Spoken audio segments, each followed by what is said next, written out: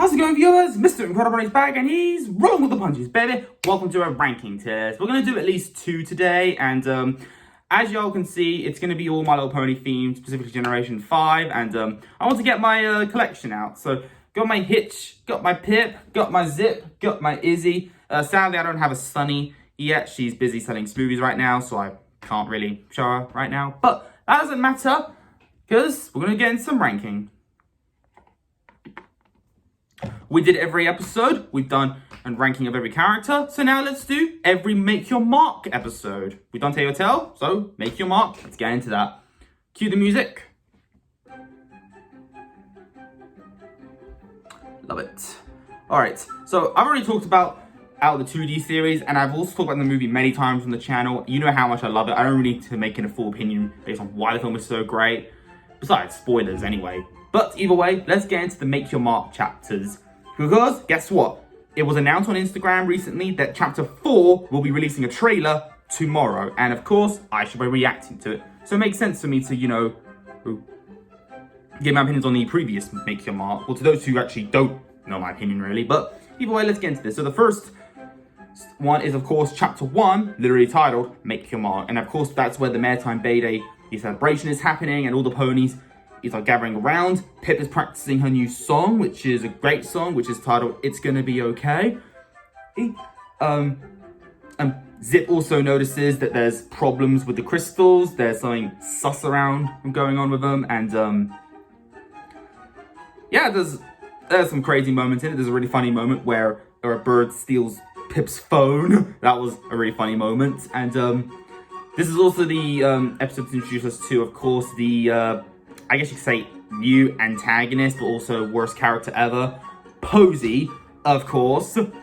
There to ruin it. I mean, she was fine enough for an antagonist for the Make Your Mark chapter, but I feel like she's still kind of an annoying character now. But I think they're improving on her in Tell Your Tale, hopefully. That I'm sure she'll get better in the future. But so far, Make Your Mark chapter 1 was honestly a fine start. I didn't think it was bad, but it could have been more exciting, personally. The only exciting part was really the ending when it teased us Misty and Opaline. I just had so many questions like, who are these two? Are these the real villains? What is happening? There's still so many questions to be asked and answered, but that's what the future chapters kind of solve for us. So, chapter 1 of Make Your Mark, I'll put that in the, I'm going to put that in the B category. Could have been better, but I still really like it for what it is.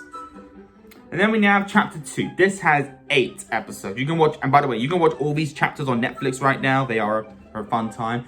So yeah, Chapter 2 has 8 episodes to go with it. And honestly, there's some really good episodes. So the first episode we have is titled Izzy Does It. This is the one we are introduced to the, I think it's called the, I forgot what it was called, but she has her own, the Izzy craft thing. The Izzy Does It, which is like a really cool craft thing. And this is for, I'm pretty sure this is the episode.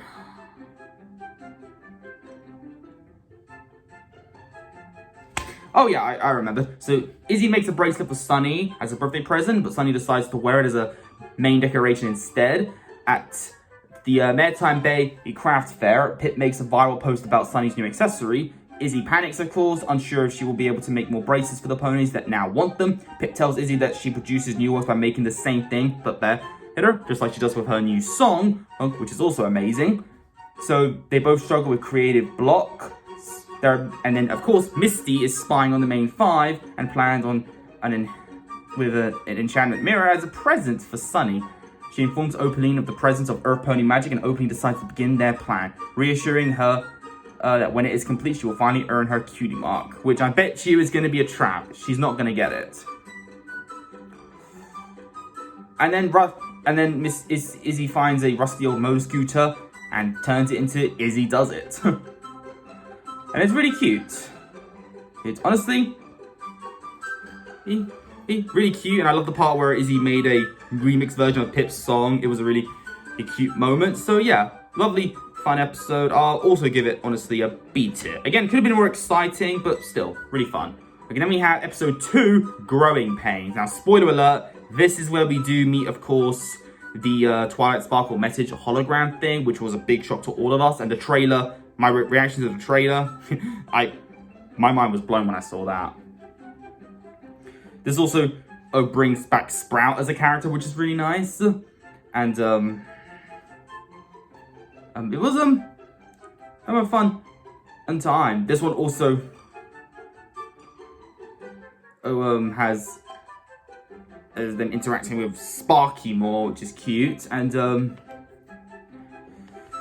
this is all the episode where Opening explains to Misty that she wants Earth Pony magic to grow more powerful, so that she'll be even stronger when they take it for themselves.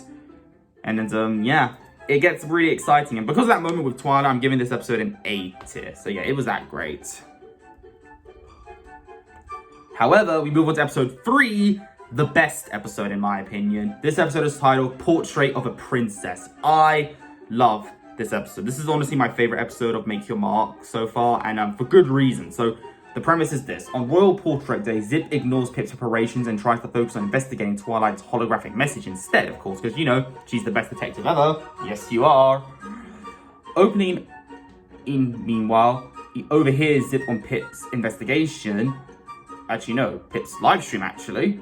And Queen Haven arrives at Main Melody, and she and Pip begin their facials, but Zip wants an excuse to get out. The sisters sneak out and go to the beach after Misty sends them photos of a rare flower called an ocean lily. Ugh. Pip is interested in Faith taking photos with it, and Zip gets caught up in searching for it. Misty lures him into a cave using a pedal trail, and the sisters are trapped by a rockfall. They continue arguing, but Zip apologizes and admits that she has been selfish. They sing their childhood Portrait Day song and reconcile. And then after the adorable apology, it's that teared me up. I really love the song they sing together, and I think it's a very relatable one too, really.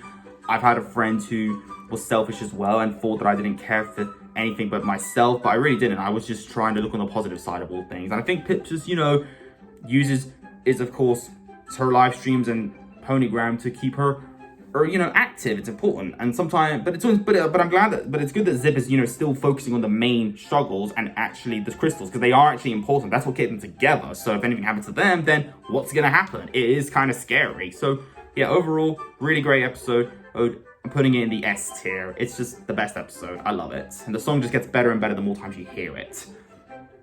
Okay, then we have episode 4, another really good episode, AleCon. So in this one, Sunny skates into town to promote a cause. Healthy eating, every pony ignores her activism, but Sunny transforms into an alicorn while passionately talking. And also back then when you couldn't control it, it just happened naturally. And it just came and went as it went. Came and went, I guess. But don't worry, she's getting better at it now as the series develops. And because of that, ponies are now interested in Alicorn Sunny and now want to help her causes. And through the mirror, Opening discovers Sunny's power and she decides she wants Sunny on her side. Misty joins a group of popular influencers known as the Philly Four, which consists of the one and only Sugar Moonlight. Hashtag one of the hottest ponies around. Like, oh my gosh, she's so beautiful. Anyway, so... And of course, the Philly Four's popularity distresses Pip, naturally. Like all influencers, as they get jealous.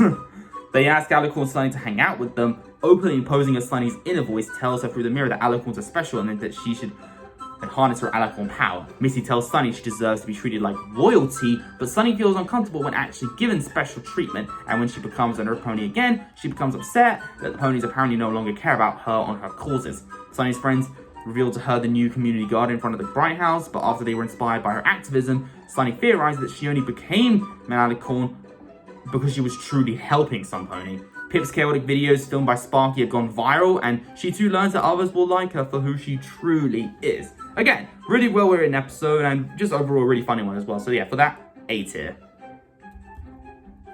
Oh yeah, episode 5, the cutie mark mix-up. This one is a really hilarious episode.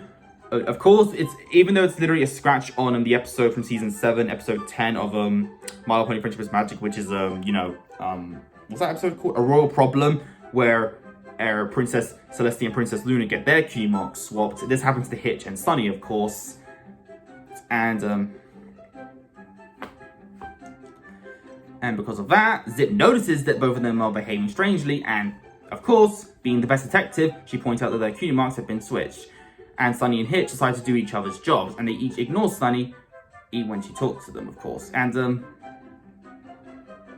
let's not forget, their tasks are not as easy as they seem. Hitch is unable to make good smoothies by strictly following the recipes. Animals just don't listen to Sunny, of course. Zip tells each one that the other needs help when they find each other, apologize and re-inform that their friendship is, should be natural. And then their cutie marks switch back, of course. There's also a really funny moment where Zip goes, time to get to the bottom of this. You get it? Because the cutie marks are on their butts. It's funny. And meanwhile, Izzy, Zip, and Pip build a critter corner in the Bright House for creatures to take refuge from the community's gardens activity, which is also really sweet. Overall, fun episode. Oh, and A tier, honestly. It's just a lot of fun. And then we have the traditional unicorn sleepover. This is a really great one. So in this one, Izzy actually befriends Misty and invites her over to the sleepover at Crystal Bright House. You see, this is the first episode where they actually really start to interact with the real Misty. It is a really funny episode, and it's got some crazy moments in it too, and it honestly gets better the more times you watch it, and for that reason, it's my second favorite episode of Chapter 2, so I'm putting in the S tier. And because of this episode, Zip has all the suspicions on Misty, and like I said before, if they played Among Us together, Zip would always vote out Misty. I'm just saying. Now we have episode 7, Hoof Done It. Sadly, this is my least favorite episode, and I know this one has a bit of a mixed bag, So Misty steals the lantern from the Bright House during the night, but has to bury it in the community garden, of course. So she can't be caught. But the thing is, she had to hide it in the garden where they usually go. And the next day, Zip begins searching for clues to its location, and the thief, Pip, soon finds it. However, she decides to leave clues implicating her after she sees how much Zip is enjoying her detective work. That is my problem with the episode. I understand why Pip would do that, because Zip was having a great time and her cutie mark was glowing to show it. But the thing is, if you find something that someone is looking for, tell them straight away. Don't just pretend you don't know where it is. It did feel a bit out of character for me personally, but it was worth it because we do get something later, which I'll get into. But anyway, so Zip learns that Izzy borrowed the lanterns to get tea leaves from the garden, then returns it to Sunny's nightstand. Misty flees after finding the lantern gone and being confronted by Zip over her suspicious behavior. When Zip comes in her in main melody and accuses her of the theft, Pip returns the lantern and explains why she took it. She shows Zip a song and that it's recorded about the search, which goes like, oh, where to go? Oh, where to go? Here we go, we're not gonna stop till we find what we're searching for. Woo! Such a catchy song, honestly. Feels like Ramones or something. That kind of music, I don't know. So anyway, after that, they stop Sunny from rallying all the ponies in Maritime Bay in an attempt to activate the lantern so it can be found. Angered by Misty's failure, openly decides to focus her efforts on Sparky instead, realizing how magical he is. That's really when the episode got interesting for me personally. I think the first 10 to 15 minutes was just kind of just filler for me personally, but I still enjoyed it, so it's not that bad, so I'll put it in the C tier. It could have been better, but it was a little bit underwhelming sometimes. However, episode 8 ends on a high note.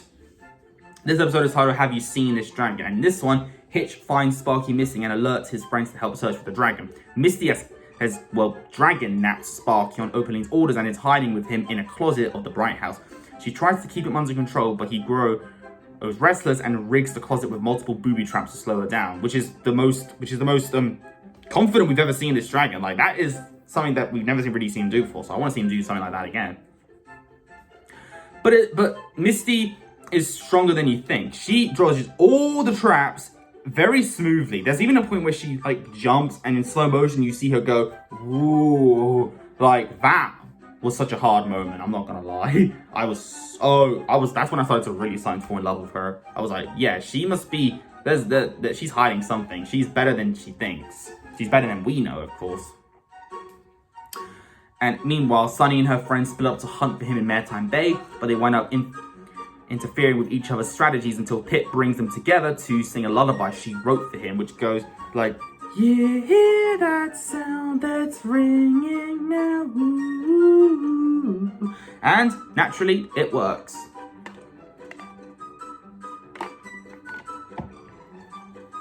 And thanks to Sparky's magically amplified responses, it leads the group back to the Bright House where they find him unharmed. Misty avoids detection and returns to Opaling's castle with a wisp of Sparky's fire in a jar. It actually strengthens Opaling's magic, but she He berates Misty for having failed to capture Sparky. Misty suffers an emotional breakdown due to Opaline's constant abuse toward her. Like, seriously, Opaline, as cool as she is, she can be a bit too abusive, and I hope she does. I hope the main five give her a good beating. You know, I want a really cool action scene in chapter 4. Maybe chapter 5 even, or a later chapter. I want that to happen at some point. No more filler, let's get more crazy. But yeah, this episode was really great. Not as amazing as episode 3 personally, but it's still really fun, so A tier. And finally, we have the most recent one, chapter 3, which was a Christmas special. Even though this was released in November, weirdly, it's still Christmas special, and it's titled Winter Wish Day. I'm gonna say right off the bat, this episode is 10 times better than the Best Gift Ever short from Generation 4. That one is kind of boring. This one, however, is way more fun. And also, it feels more relatable as well, really. And all the main five feel in character. So, in Winter Wish Day, during the first winter since the restoration of magic, of course, Sunny wants to celebrate Winter Wish Day with her friends, but she finds out they all have different conflicting plans. And, like, Zip and Pip have to go to Zephyr Heights because they have to sing a song for all the residents, and especially their mother, of course. And Izzy wants to go to the Bridalwood, of course, and Sunny wants to be in Maritime Bay Day. Like, it's all crazy. And Hitch wants to go to his grandma Vicky's house. It's all, like, conflicting. But you know what? It doesn't matter because it all works in the end. Because that's why they use the Mayor Stream, of course, which was created in Tell Your Tale. So, yeah, continuity right there. And thanks to the magic of Sunny's lantern, the group travels to visit Hitch's grandmother, then to Bridalwood so Izzy can participate in the Unicorn's Wish Over Festival. And that's also when we get to meet, of course, Onyx once again. And as you all know, Onyx is absolutely beautiful. I love her so much. I think I made that obvious. And then, of course, the Zephyr Heights, so Pip and Zip can perform in the city's Wishing Time concert. The trip is marred by snowfall that it worsens into a blizzard. When Zip realizes is due to repetition of a unicorn holiday greeting that's actually an ancient spell meant to cause snow. Sunny and her friends return to Bridalwood so Izzy can teach the unicorns a spell to stop the blizzard, then reach the Crystal Bright House just in time to see the Wishing Star project that cutie marks into the night sky. Even though they have no gifts to exchange, Sunny is content to have had a chance to spend the holiday with her friends and sharing their traditions. That's what the real gift is, and I like that. So yeah, Winter Wish Day was a lot of fun, and it was cute, the songs were lovely, and I just loved it. It was great. Honestly, I'm gonna get a solid A tier. I still think chapter 2 is slightly better personally, but overall, I'm really excited for chapter 4, and I will react to the trailer tomorrow when it releases. But if you enjoyed this particular video, leave a like on it. Don't forget to subscribe if you're interested. Follow me on Instagram, link down below. And until then, stay positive, keep calm, stay safe, be incredible. And as always, Brony on. Peace.